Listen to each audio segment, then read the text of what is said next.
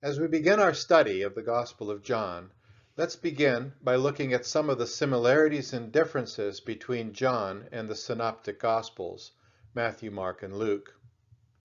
The main purpose of this lecture is to get you to focus on the question of the relationship between the story of Jesus in John's Gospel and the story of Jesus in the Synoptic Gospels.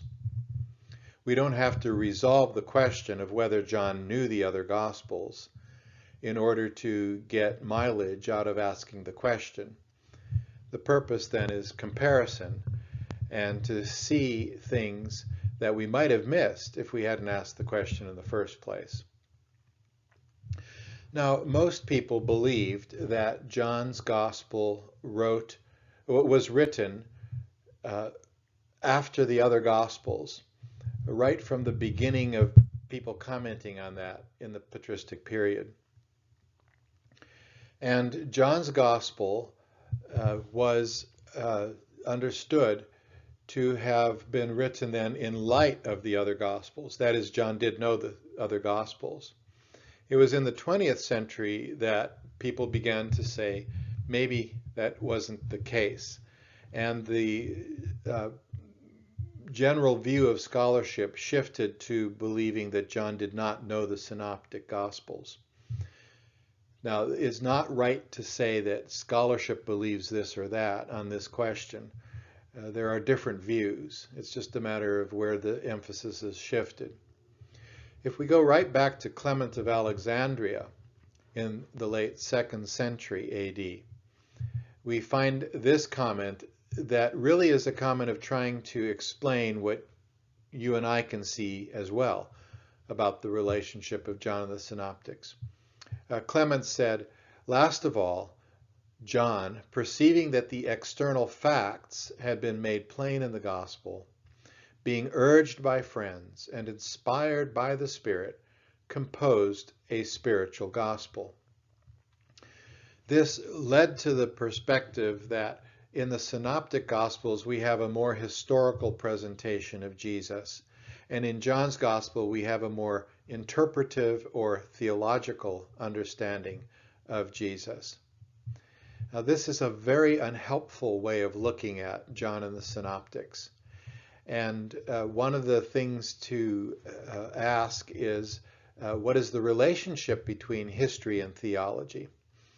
And we should realize that there isn't an easy distinction between the two, even in the life of Jesus, because Jesus' actions and words are flowing out of the narrative of the Old Testament and the words of the Old Testament, and they are interpreting the Old Testament all along the way. So it's theological activity and it's theological speech. So therefore, distinguishing history from theology or interpretation is very dangerous to do. But take, for example, John chapter 6. In John chapter 6, we have John telling the same story that the Synoptic Gospels do on the feeding of the 5,000 and then Jesus walking on water. And then what happens is Jesus has a long interaction with the crowd that's not in the Synoptic Gospels, where he explains that his disciples have to eat his body and drink his blood, and a Eucharistic interpretation. It's actually a Eucharistic interpretation of the manna that comes from heaven. So it's a reference back to Moses and the people of Israel in Sinai. And Jesus interprets that with respect to himself. Now, without getting into more detail, my point here is that we have an historical story that John shares with the Synoptics, but a longer interpretation by Jesus in John's Gospel. And it may well be that John is capturing the historical gist of Jesus' message, but using his own words and some of his own theological themes to make the point. but it's theologically consistent with what we get out of the Eucharist in the Synoptic Gospels. So there's leeway. We don't have tape recordings of what Jesus actually said, and there's leeway to present the material somewhat differently, but in line with what was actually historical. So I think with respect to Clement of Alexandria, we can just say that here's an attempt to explain the differences, but if we understand this kind of an attempt to say that the Gospels are historical, the Synoptic Gospels are historical, and John's Gospel is a theological interpretation, then we run into lots of trouble, lots of problems with that. What are some of the differences between John and the Synoptic Gospels? Perhaps the first that comes to mind is that Jesus' message seems to be somewhat different. In the Synoptic Gospels, Jesus comes extending the proclamation of John the Baptist about the coming of the kingdom of God. And in proclaiming the coming of God's reign, the ministry of both John and Jesus is to get people ready for this. Repent, for the kingdom of heaven is near. Now, in John's Gospel, the language of kingdom is barely present. It's present in two places. In John chapter 3, verses 3 and 5, and then in John chapter 18, verse 36. In John's Gospel, Jesus comes proclaiming that he is the one sent from the Father. This is slightly different. Now, these aren't contradictory, but it's a slightly different emphasis. And the proclamation then is about the person of Jesus himself, whereas the proclamation in the Synoptics is about the kingdom coming. Now, it's true that, we could say that, well, in the Synoptic Gospels, Jesus comes proclaiming the kingdom, but as the Gospels proceed, the focus is continually developing on Jesus himself, even to the point that the end of his ministry is all about Jesus dying on the cross and being raised from the dead. So there's that kind of progression toward the message being about Jesus. We might also say that in Paul's writings, Jesus proclaims the gospel. Paul proclaims the gospel, and the gospel's content is Jesus Christ. So in a sense, we could say that Paul and John are closer than John and the Synoptics in terms of what is the message. Another example might be the rhetoric. The rhetoric is quite different as we read Jesus speaking in longer speeches, usually in John's Gospel than in the Synoptics. And one of the things that's missing in John's Gospel that's regularly present in Jesus' ministry in the Synoptics is that are the parables. Parables are not present in John's Gospel. We could also compare the activity. Now, Jesus does a lot of similar things, and some things are the same stories in John and the Synoptics. But one thing that's missing in John's Gospel are exorcisms. The only exception might be a general reference to how Jesus is overcoming the rule of Satan at the end of Jesus' public ministry in John 12:31. The location is another major difference between the Synoptics and John's Gospel. In the Synoptic Gospels, Jesus' ministry is entirely in Galilee until he goes to Jerusalem to the cross. The exception to that is in Luke's Gospel, where the boy Jesus is found in the temple with his parents who have traveled there. In John's Gospel, though, Jesus is back and forth between Galilee and Jerusalem. And a lot of the ministry that we read about in John's Gospel takes place in Jerusalem. In John chapter 7, verse 10 through John chapter 20, we find Jesus in Jerusalem. There are also some comparisons that we might make about arrangement. And this is something that we could say about all the Gospels, because the Gospels do not seem to be concerned about chronological arrangement so much as thematic arrangement. And any comparison, say, for example, between Matthew's Gospel and Mark's Gospel will show how Matthew, using Mark, moves stories around to capture certain themes. And it's generally considered that Matthew and Luke rearrange Mark's Gospel more thematically, although there is good evidence for some parts of Mark's Gospel showing some careful arrangement. John's Gospel, though, also has a different arrangement where there are similarities. One of the points already made about his moving back and forth between Jerusalem and Galilee shows different kinds of stories, but also different kinds of arrangement in terms of his ministry. And another major example is that of the temple cleansing. The event in the Synoptic Gospels that leads to Jesus' crucifixion more than anything else is Jesus' cleansing of the temple. As he enters into Jerusalem, he challenges the authority of all the authorities of Judaism when he cleanses the temple, and then confronts them on the temple steps. And that leads to his death. Now, the story of the temple cleansing appears at the very beginning of Jesus' ministry in chapter 2 in John's Gospel.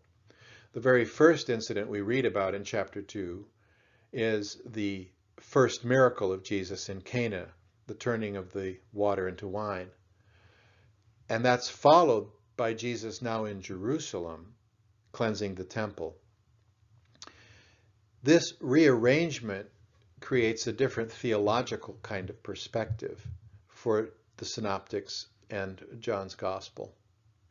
In the Synoptic Gospels, Jesus' public ministry in Galilee comes to its climax when Jesus asks his disciples, "Who do people say that I am?" in Mark chapter 8. And the answer is that he is the Son of God. He's the Messiah. But it's from that point on in the Synoptic Gospels that Jesus begins to explain to his disciples something deeper about his identity and his ministry. And that is that he must go to Jerusalem, suffer, and die, and also be resurrected from the dead. There's a progression in the Synoptic Gospels from coming to realize that Jesus is the Messiah, and then coming to realize, secondly, that that Messiah must go and suffer and die in Jerusalem. The rearrangement in John's Gospel of the temple cleansing puts the message of Jesus' death at the beginning, so that the whole rest of the Gospel is to be read in light of the fact that Jesus is the one who is going to be destroyed and afterwards be raised from the dead in 3 days.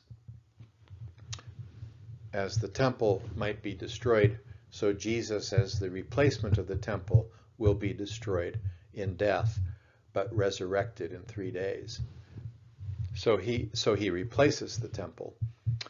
Now, there's also different content, and a lot of different content, between John and the Synoptics. This raises the question whether John knew the Synoptic Gospels or one of the Synoptic Gospels at all. The problem is that there's some similar material and there's a lot of different material. One of the examples of differences is the miracles tend to be different in John from the Synoptics. And another difference is the timing of the crucifixion. This is a big question in gospel studies. When was Jesus crucified? Now, all 4 gospels insist that he was crucified at the time of the Passover. But the Synoptic Gospels have Jesus celebrating the Passover meal with his disciples then going to Gethsemane and praying with them, and then being arrested and eventually led to the cross in a very quick succession. In John's Gospel, Jesus dies on the cross at the time the lambs were being slaughtered for the Passover meal.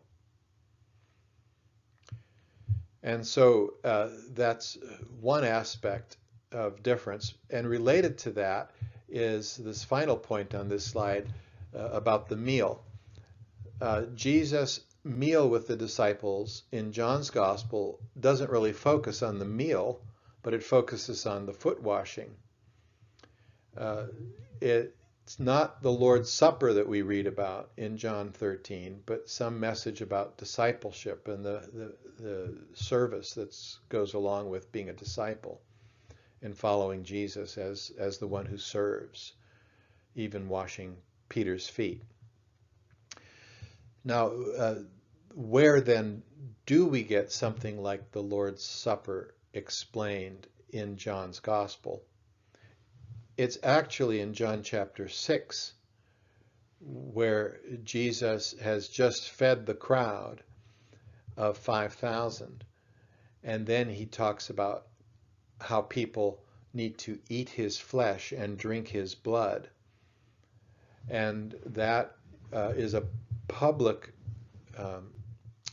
message, whereas the message in the Synoptic Gospels at the time of the Lord's Supper is a private message to the disciples explaining the Lord's Supper.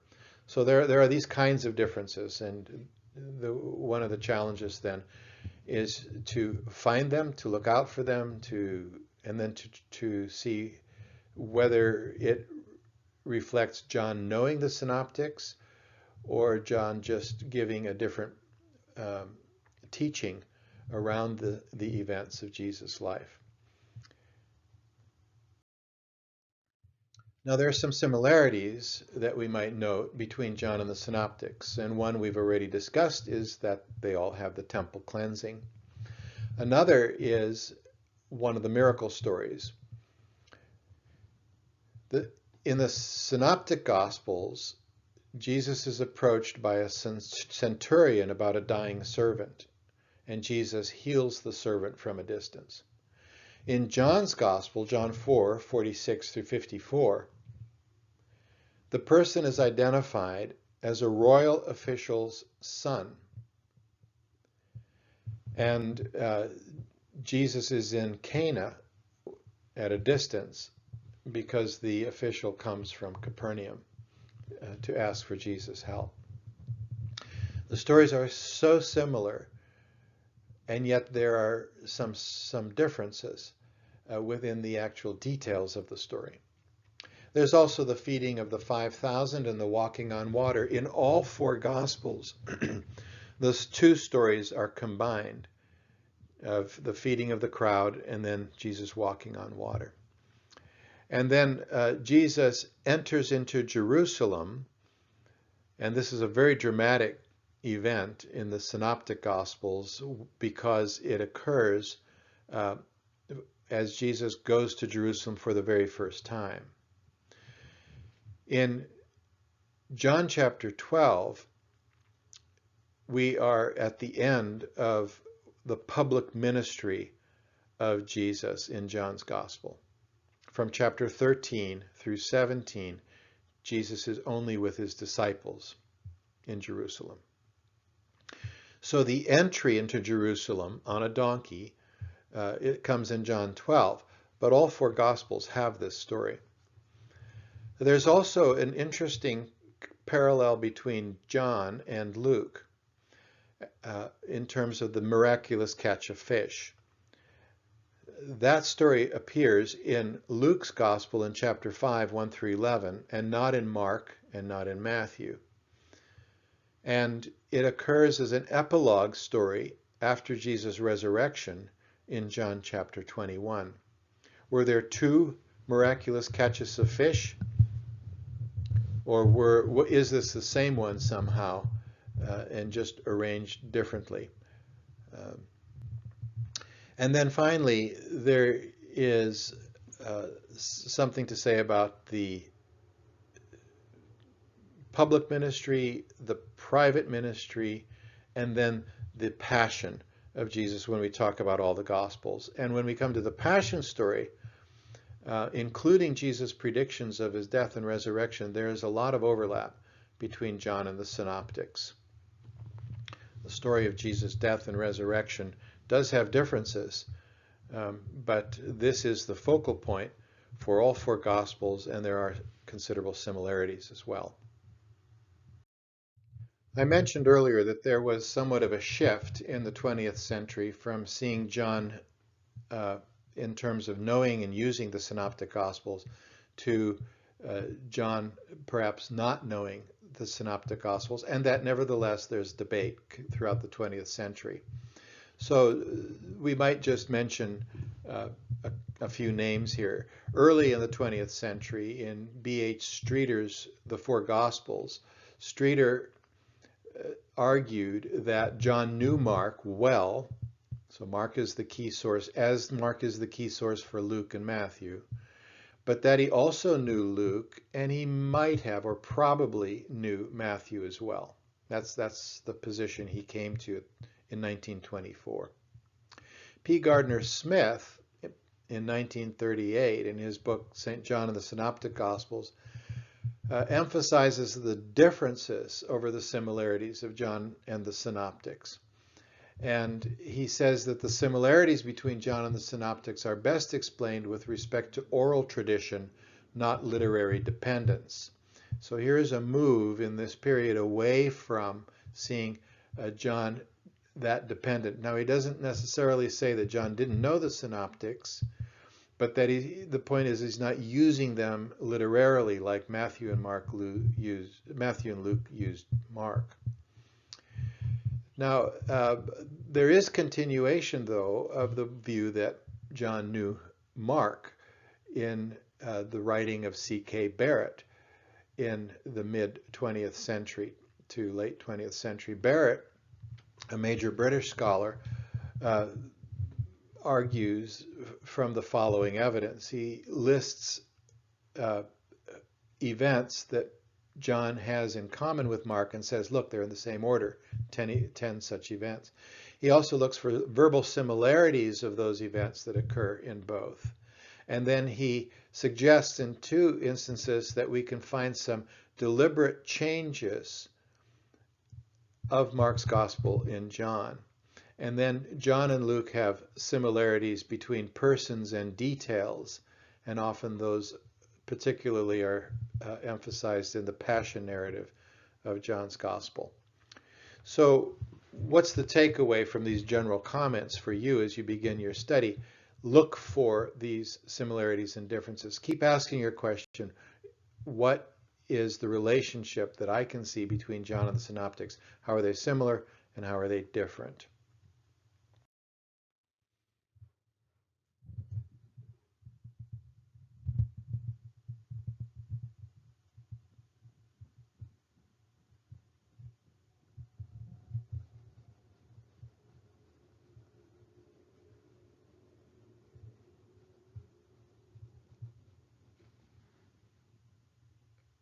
One final comment in this lecture on the relationship between John and the Synoptics. It's a comment about John's historical value. The argument has often been in the 20th century that John's value is more on the theological interpretation side and not on the historical side. And some have been so extreme as to say that John is actually unreliable. So this raises a question about the relationship between the Gospels and their historical reliability.